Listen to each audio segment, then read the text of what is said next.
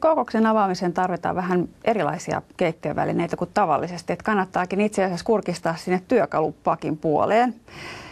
Täällä kookospähkinän päässä on 3 tämmöistä täplää tai silmää.